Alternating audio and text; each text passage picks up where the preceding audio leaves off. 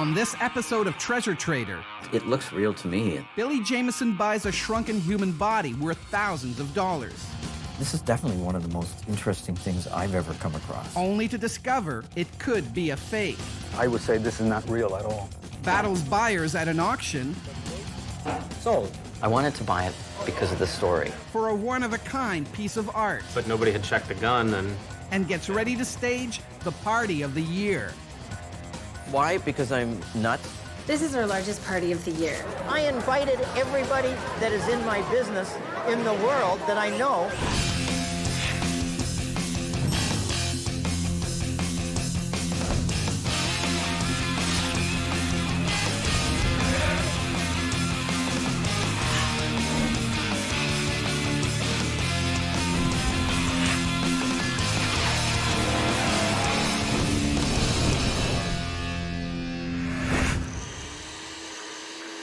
Billy and his fiancée Jessica are up early Hey, Billy, your protein shake's ready.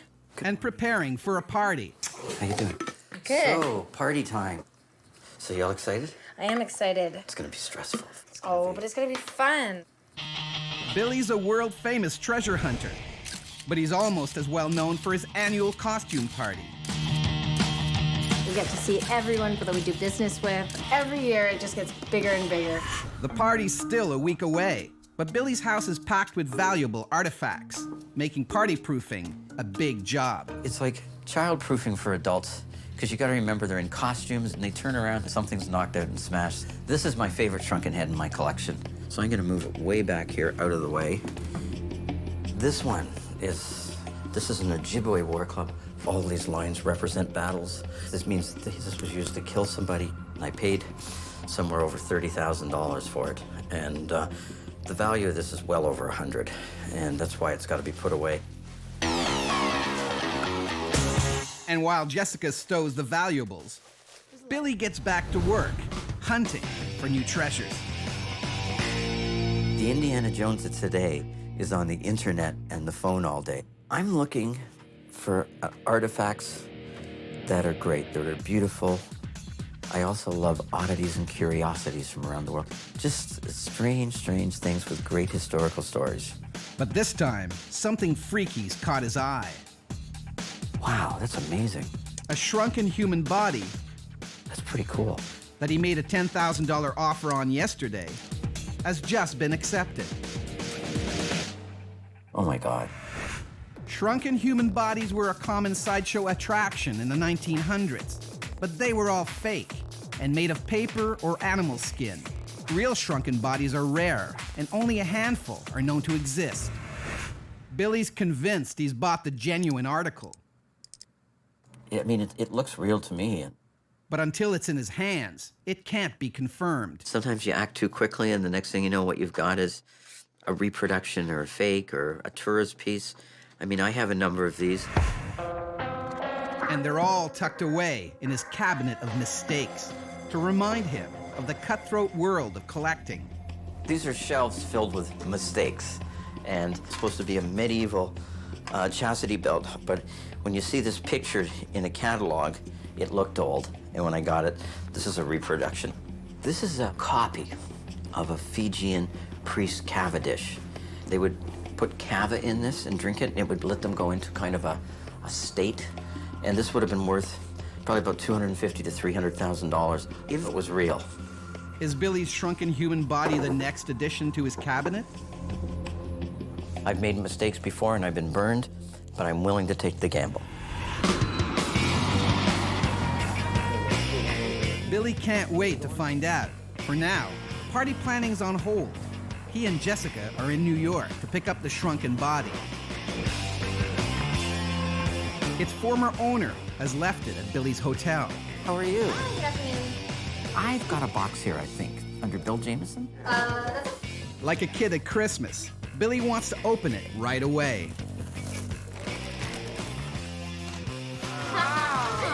I like his haircut. Kind of wild, eh? The strange things that come into your hotel, eh? Are we expecting more packages? But you may have some more. No. Now that I've seen it, I believe it's 100% real. It may be real, but Billy hasn't a clue where the body came from or who it is. He needs an expert opinion. Henry! So he asks his friend and respected natural historian, Henry Galliano. I would classify Bill as one of my most unusual friends. The very things that he's attracted to is what he is. You are what you collect. And Billy's counting on Henry to shed some light on this unusual item. This is definitely one of the most interesting things I've ever come across. And I'm just going to speak freely. A lot of these things are like done for tourists, especially in Central America. You know what? You can get a monkey and do this with it. There's nothing about this except for the ear. The ear is the only thing that looks authentic. But the nostril doesn't look human. You can get rawhide and sculpt it, and you could create similar. I would say this is not real at all. I'm very disappointed. If Henry's right, Billy's just blown 10 grand on a new addition to his cabinet of mistakes.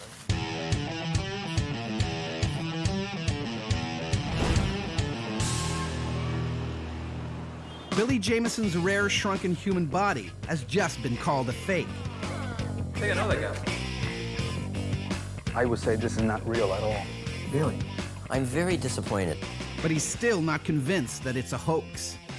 I think now what I have to do is find someone else that's an expert to do further research on it.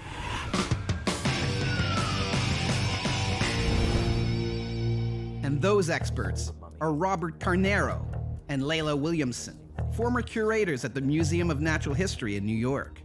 I've got something really interesting here to show you. Good. Well, I've never seen anything like this. It's definitely very unusual. And here's the $10,000 question. First off, do you believe this is human? What's your feeling? Well, the eyebrows look good. The ears look pretty good, too. I think this would suggest that it is really human.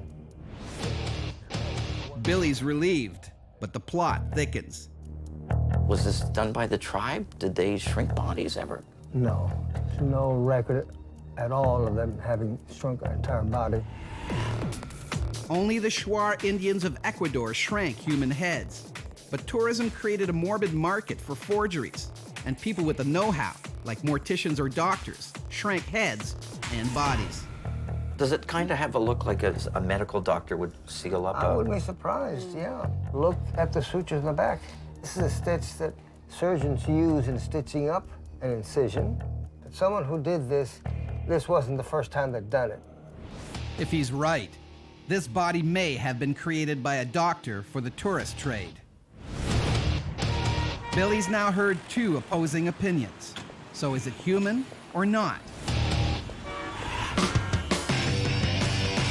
He's determined to solve the mystery. We're on our way to Maxim DNA Labs in Guelph, Ontario, where I'm going to have a sample taken from this shrunken body I have, and first thing we want to do is see if it's human or not. Maxim is Canada's largest forensic DNA testing lab, and Martin Westacott is the chief investigator. Hi. Bill Jamieson, how are you? Hey, thanks for seeing me. So, I've got something very interesting to show you. It's an adult woman shrunk to about 12 inches. Well, we certainly don't get samples like this every day.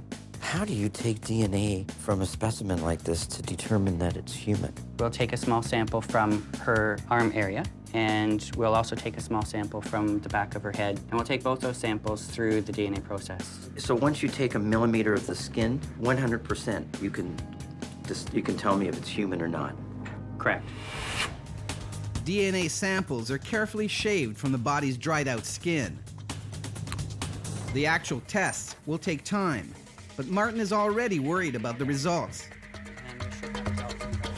Because of the age of the item, and potentially also what has happened to the item, that can affect our ability to detect the human DNA.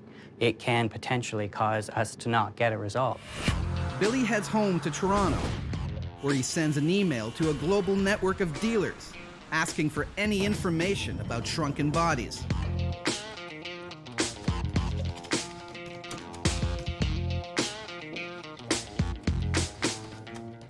Then it's back to work, prepping for the party, now just 2 days away.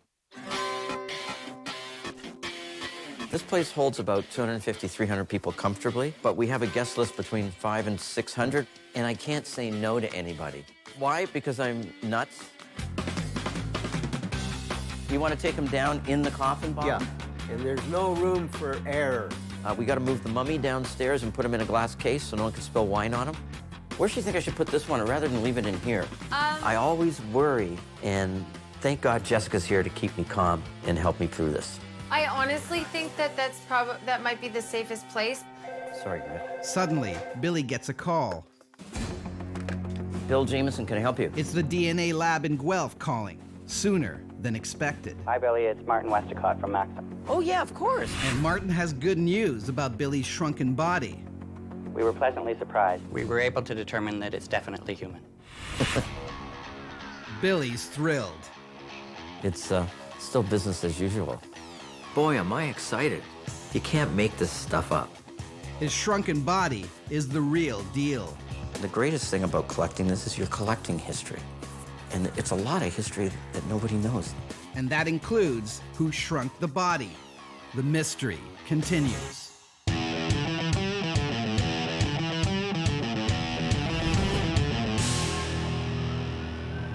Treasure trader Billy Jamieson is trying to solve a mystery. He spent thousands on a shrunken body he wasn't sure was human. I would say this is not real at all. And then had a DNA lab confirm it. Definitely human. But the real mystery is who shrunk it. For now, his hunt for answers is on hold. He and Jessica have come to Chicago for an art auction, which promises to be full of surprises. We are off to Potter Auctions. It's a magic auction, and we're going to see Gabe, who's one of the owners, and an expert on 19th and 20th century magicians. The jewels of this auction are vintage posters that promoted magician shows and their notoriety. One poster in particular has caught Billy's eye. What's this poster here? Well, it's a little bit deceptive in a way. Chung Ling Soo was not Chinese. His name was William Robinson. He was Scottish, had a big handlebar mustache. He was from Brooklyn, New York. Robinson shaved his head and mustache and became a famous magician of the early 20th century, until a trick misfired. He took a bullet in the chest and died, right on stage. So he sadly died doing what he liked doing the best. Yeah, but nobody had checked the gun, and Wow. yeah. That's amazing. Yeah. That's an interesting story. We are ready to proceed, and we will open lot number 1 at $50. Any bids? I have 175.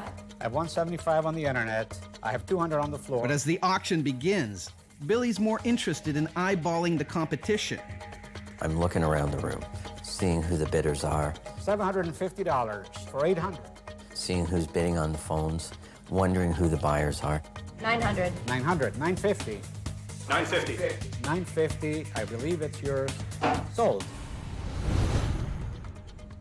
Sold on the floor for $250. Sold. Finally, the Chung Ling Soo poster is up for bid. And we're gonna start that lot at $2,000. 3,600. The competition is intense, and Billy and Jessica have to keep pace. You get nervous, you get excited, you get a knot in your stomach. The problem is you're on a ride. Yes. 5. I have 225 to 50. If I want something, I usually get it. 50. I have 650 now. 7,000. Any other bids? I'm looking for 7,500. I have 7,000. Fair warning at 7. Sold. $7,000. I wanted to buy it because of the story, and I collect stories. I love objects with stories. It would make my life easier if you took 2 cases like this. As they pack up to leave Chicago, Billy checks messages. One is a big surprise. Yeah. Hi, Billy. This is Michael Salim from the Adventures Club of Chicago. Hey, I read the email about your shrunken body. Billy drops everything and heads for the club. Hello. Hello there. Hey. Bill Jamieson. Mike Salim, how are you? Mike. Welcome to the Adventurers Club. Wow, this is amazing. Set your stuff down over here and we'll take a walk. Oh, for sure. Mike Salim, the club's treasurer, shares Billy's passion for rare relics. But you know what that is up there, right? A whale penis? Yes, it is. Yeah. Don't ask me how I know. I just do. The 100-year-old Adventurers Club has counted Teddy Roosevelt among its members, and its rooms and display cases are packed with history. But Mike's called Billy about one display in particular. Our private collection of shrunken heads. Wow. My God, quite a collection here, right? And they were donated by one of our members here, Dr. Strobe. Shrunken heads donated by a Dr. Struve. And a shrunken body. And a shrunken whole body there. Now this tweaks Billy's curiosity. Does it kind of have a look like a medical doctor would seal up? I wouldn't be surprised, yeah. Look at the sutures in the back. Would you like to see them? I'd love to. Billy's intrigued. The hunt to find who made his shrunken body is getting hotter. Another club member arrives with some answers. Hey, Dave. Dave, do you want to meet Bill? David. Dave Brown. It's a real pleasure to meet you. David Brown is the great-nephew of Dr. Gustav Struve. He spent years researching his life. Born in Ecuador, Struve practiced medicine in Quito, the capital, but he also traveled into the jungle to treat Indians, including the Shuar, the only tribal culture known to shrink human heads. His family says that he actually went into the jungles and that he had contact with the headhunting tribes, and that there he learned how to shrink heads and bodies. Wow, it blew me away. I was shocked. But did Dr. Struve actually do the shrinking? Is there any evidence at all that Gustav shrunk heads or bodies?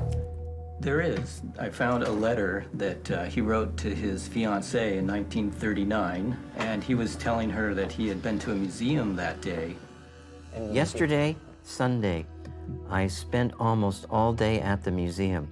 There were mummies from Peru, one of the small heads of a woman. It had been done by me several years ago. Wow, so he's admitting that he actually shrunk a head. Gustav admits shrinking heads in his letter. I wonder if he shrunk bodies. It's a $10,000 question to Billy's bizarre mystery. It's kind of like where there's smoke, there's fire.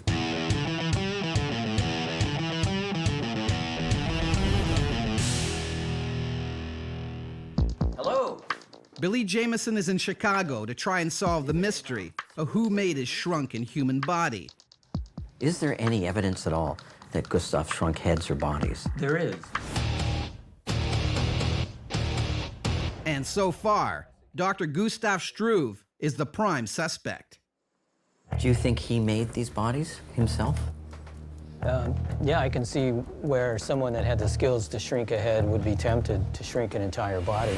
In fact, Dr. Struve once owned all of the world's known shrunken bodies. He sold 2 in 1926, donated another to Chicago's Adventurers Club, and the last has disappeared. And this is the only photograph that I'm aware of that shows all 4 of the bodies together. So, what about Billy's body? Its age, the medical sutures, the diary, it all points to Dr. Struve. It's actually kind of looking like it could have possibly been him that might have prepared some of these shrunken bodies. Yeah. Is that what you feel? I wouldn't think there'd be that many that had the skill or the desire.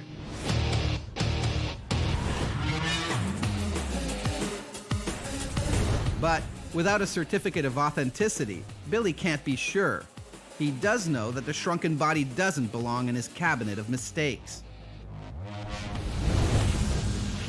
And it was an interesting adventure. I mean, I've got a complete shrunken body. It's one of only 3 or 4 that exist in the world. I just think it's pretty cool to have. I don't plan on selling it. It's time for Billy to head home. He can't be late for his own costume party. We know each other quite intimately. Oh my God! We got a question. We want to know about that. I invited everybody that is in my business in the world that I know have any kind of association with got an invitation to this. They're not people that would normally dress up, but they dress up to come to this event. And in the midst of this madness, Billy still can't refuse to lend a hand to a fellow collector. It's in a jar. I brought some gloves. Can you believe this? In the middle of a party, a friend of mine comes in to show me an Egyptian mummy hand in a jar. Now that's pretty fucking cool. That's wild, eh? It's definitely a mummy's hand. You can see the wrapping and everything. Joy and sex and lust. Sounds like a little head. Big or small, mysteries are treasure trader Billy Jamieson's true passion. There's a million stories, and hunting for treasures is what I enjoy doing.